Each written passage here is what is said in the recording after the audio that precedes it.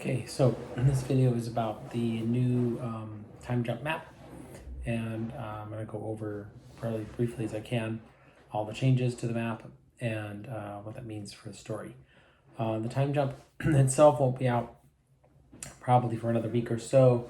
By the end of the month, if it would be my goal, the actual written version. So we're going to go with just the basics for now of sort of what things are looking like. You getting ourselves oriented to it, and then more of the details of things that have been happening will be fleshed out in that write-up. So I'll link the map, and you can take a look at it. Some of the things are very much the same as you'd expect, but there are some big differences, and so I'll point those out so I can explain them, and so that they make sense to you. So first off, starting at the bottom, you've got extra islands, new islands that are formed from the Mien-Lor Wildwood. These islands formed out in the ocean. There might be more of them too, we don't know, but Mienen, Isornanen, and the Sea Peak Island are both new islands on the map. So they are if you're wondering what they're doing there, that's what they're doing there. You'll notice a lot more forests. There's a lot of forests that have spread all the way across, all the way up into Blackspire. Those forests also have been pushed out from the wildwood. So the wildwood is expanding dramatically, and it's sort of jumping mountain ranges and things. So a lot of those are all considered the new forests are considered to be connected to the wildwood in some way. So you look around for new forests and you'll find those. The big, I think really obvious political shifts you can see are most of the countries all survived. I mean, they're all here with the exception of like Legions of Kagall, which it says is there, but there's no actual country there. There's a few others that might have vanished, but mostly all the countries still exist, although their shape has changed and how much power they have has shifted a bit. A lot of that, the complete power they have will be updated once I go over all the details of political time jumps and adjusting. But for actual area control and what the map looks like for the beginning of the story, I've got that part figured out. You'll notice some big new groups. There's the Infernal Factions of Rising Star. They kind of up there in that left corner. You've got the Angelic Factions of Rising Star. That's where Asengard used to be. You've got this new group called, well, not really a new group, but the Darkhold Dragonsworn, which is what you think it is, the Darkhold Bloodsworn, but shifted. They seem to have vows with the dragons. They make allegiances with the dragons, and then they do seem still very evil and intent on taking over places and just killing people. So not necessarily a group many people like to oppose since they do have dragons on their side. There's the Plague Zone Wall, which is the last sort of, a new development, I guess, or the last vestiges of what we would remember as plague zones.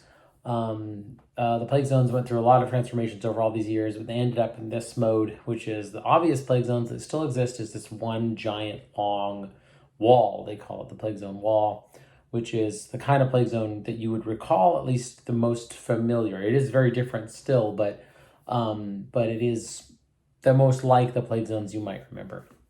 The aristocratic vampires are nowhere to be seen. Obviously, we know they're around. We just don't know where because they are very good at blending in, and it's assumed that they're everywhere and anywhere.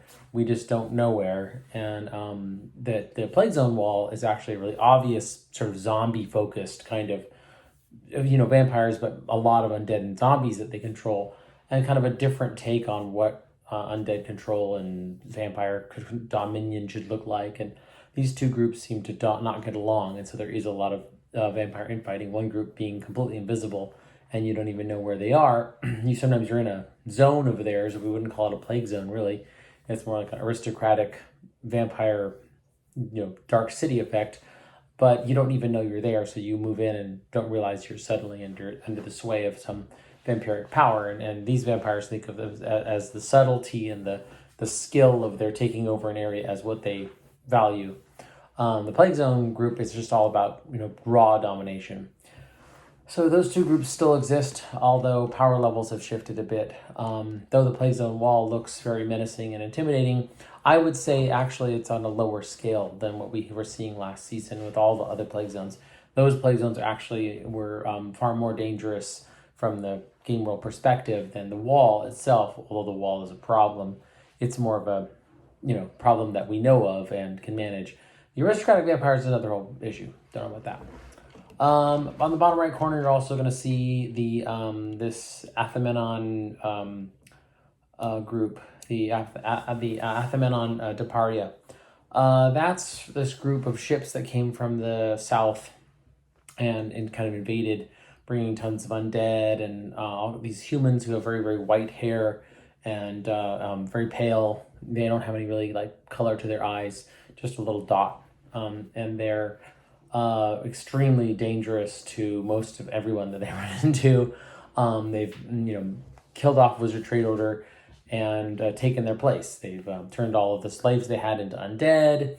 They've taken over all their cities and pretty much directly usurped their position. And it seems like they're not really stopped by Desnor and Soraconi exactly as much as they are just sort of deciding if they want to conquer Rohirrim or not, or if it's in their interests. And they're sort of, they've taken out this Wizard Trade Order, and they're now deciding if and where they'll approach. They do seem to not get along with the Cha'oth at all, which is maybe a good thing, but the Cha'oth are also not necessarily people that the people have been getting along with either. So there are two groups that definitely don't get along, but they're and it does seem like this the Athamenon Deparia people have some ability to deal with Cha'oth, and not be much afraid of them. So this has kind of caused a stalemate between the two groups. The Rising Star associated groups have not been able to make much advancing. You'll see in the bottom left-hand corner the various Rising Star factions. That's all the different types of ones I mentioned before, mixed groups, but there's the really strong ones are the Infernal factions and the Angelic factions, and then there's mixed groups. Now, Elementals have gone their own way.